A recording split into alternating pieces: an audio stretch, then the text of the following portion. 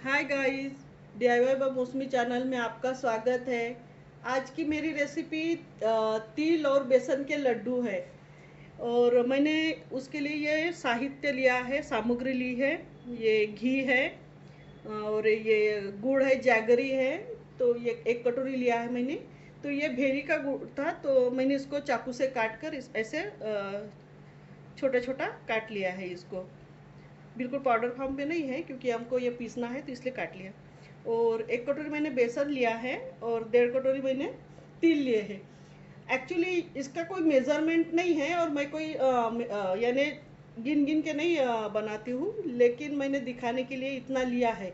अगर हमारे तिल ज़्यादा हो जाते हैं तो हम बेसन कम डालेंगे, या हमारा बेसन अगर ज़्यादा होता है और घी भी ज़्यादा होता है तो हम तिल ज़्यादा डालेंगे उसमें। और अगर हमारा एक्यूरेट मेजरमेंट हो गया तो हमें कुछ डालना नहीं पड़ता। लेकिन अगर इसमें से कुछ भी कम ज़्यादा हो गया तो हमें वो बढ़ाना पड़ेगा। ऐसे है, जैसे बेसन में घी डालकर भूनकर वो मिक्स करना पड़ेगा, और या तो तिल और गुड़ बारीक करके वो ये करना पड़ेगा, ऐसे कुछ करना पड़ेगा। यानी ये ऐसे एक्यूरेट इसका कोई मेजरमेंट नहीं है, ऐसे बता नहीं सकते कि किस में क्या चाहिए, और उतना जाने से ही वो बराबर परफेक्ट बनेंगे। तो गाइस, अभी मैं तिल भूनने के लिए ले लेती हूँ। तो मैंने ये तिल ले लिए हैं 1.5 कटोरी। ये हमने तिल लिए, अब इसको हम भूनेंगे।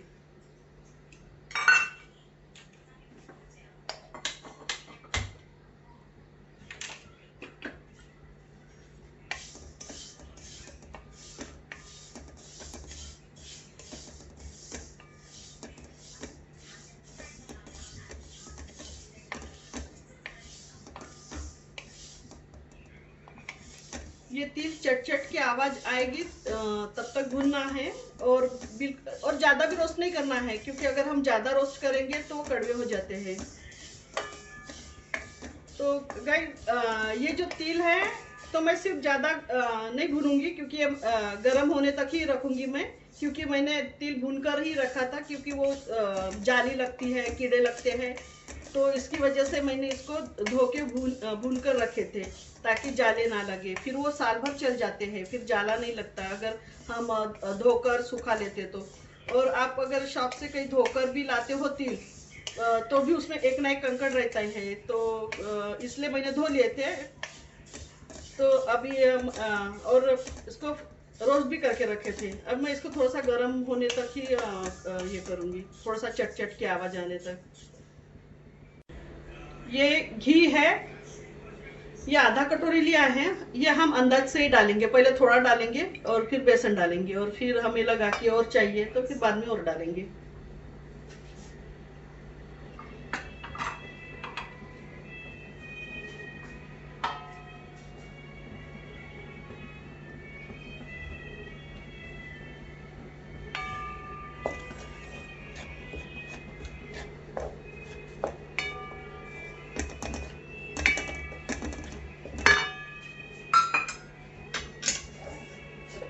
और इसको तब तक भूनेंगे ये थोड़ा सा कलर चेंज करे, रेडिश टाइप ऐसा कलर आता है इसका, जैसे हम मैसूर पाक में वगैरह देखते बीच में जो कलर रहता है वैसे ही।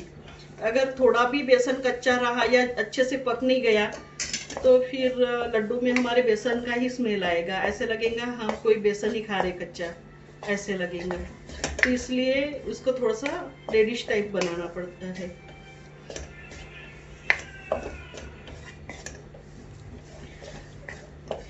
तो हम अभी ऐसे हो गया तो थोड़ा सा घी डालेंगे।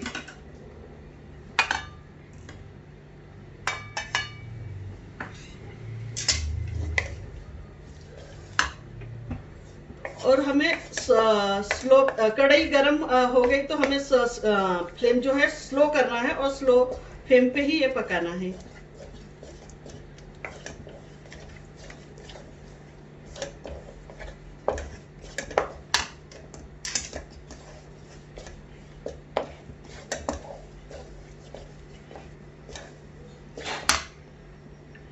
और बेसन पकाते वक्त थोड़ा स्मेल भी आती है अच्छी वाली, एकदम जो घी के साथ हम पकाते हैं तो बहुत ही मिष्टान्न वाली एकदम खुशबू आती है जब हम घी में बेसन पकाते हैं, रोस्ट करते हैं ऐसे।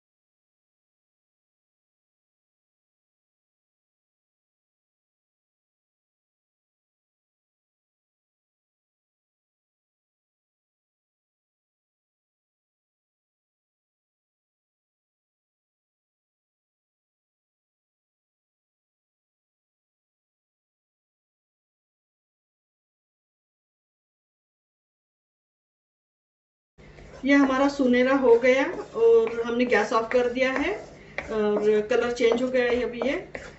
और कढ़ाई गरम रहती है तो हम इसको ऐसा नहीं छोड़ सकते क्योंकि ये नीचे से ज्यादा जल जाएगा और ऊपर से वैसे रहेगा, अनइवन रहेगा। तो नीचे से लग ना जाए, इसके लिए जल ना जाए, इसके लिए हमें जब तक कढ़ाई गरम है तब तक इसको ऐसे स्टर ही करते रहना पड़ेगा।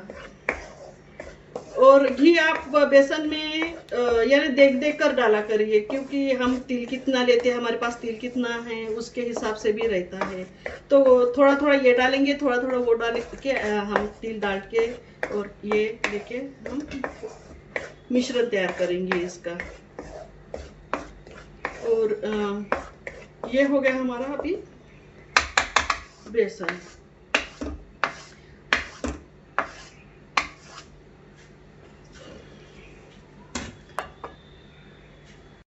अब हम ये मिक्सी में तिल डालेंगे। हमारे पास ये जैगरी है, गुड़ है, वो डालेंगे। ये हमने पीस लिया है गुड़ और तिल, ये अब हम इसमें डालेंगे।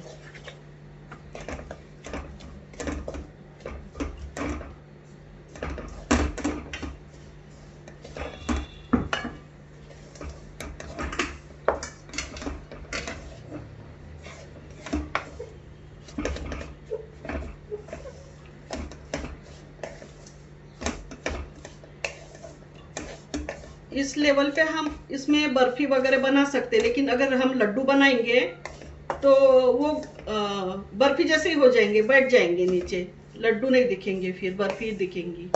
तो हम इसमें और थोड़ा सा ये मिला लेंगे।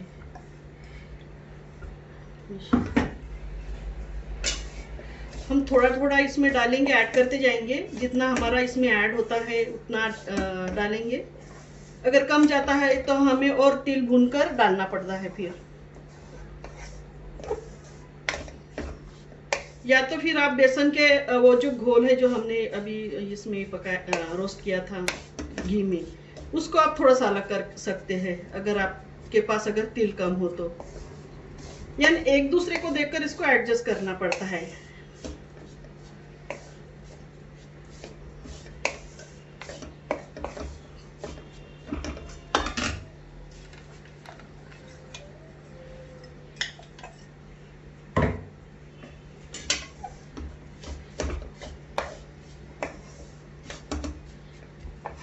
हम हाथ से अभी इसको अच्छे से मस लेंगे।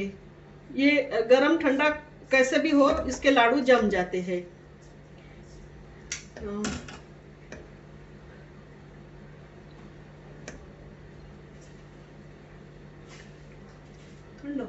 ये हमारा पूरा अभी ये मिश्रण ऐसे तैयार हो गया है।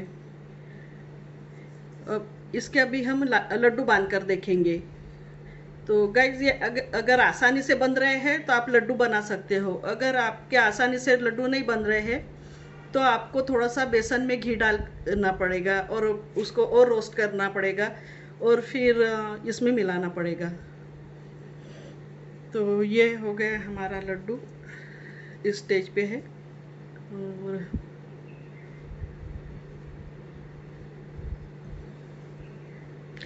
ऐसे ही हम सब लड्डू बना लेंगे, जो साइज चाहिए आपको वो। और आप इसमें कोई भी ड्राई फ्रूट्स डाल सकते हैं, लेकिन तिल का और बेसन का टेस्ट ही इतना अच्छा रहता है कि दूसरे की ज़रूरत नहीं पड़ती। तो मैंने इसकी वजह से इसमें इलायची पाउडर भी नहीं डाला।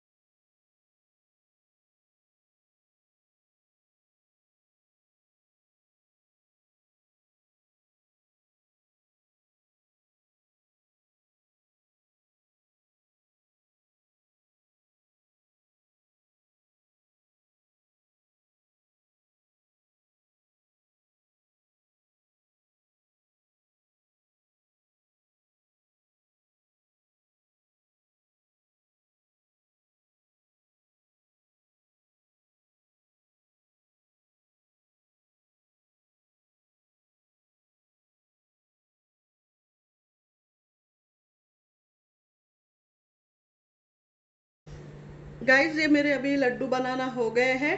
और मैंने जो भी सामग्री जितने बताया था, जैसे 1 वाटी हमने जागरी लिए थे काट के, और तिल 1.5 वाटी लिए थे, और 1 वाटी हमने घी लिया था, और 1 वाटी हमने बेसन लिया था। तो वो जो प्रोपोर्शन है हमारा पूरा सही था। हमारा घी वगैरह हमने पूरा ही डाल दिया था फिर बाद में, और अच्छा बना। और वो परफेक्ट मेजरमेंट है, तो आप इस मेजरमेंट से बना सकते हो। और फिर कभी होता है कम ज़्यादा, तो आप थोड़ा सा एडजस्ट कर सकते हो उसमें। यानी बहुत सारी गुंजाइश रहती है एडजस्ट करने की। ये कभी वेस्ट नहीं जाते और खाने में बहुत ही टेस्टी लगते हैं।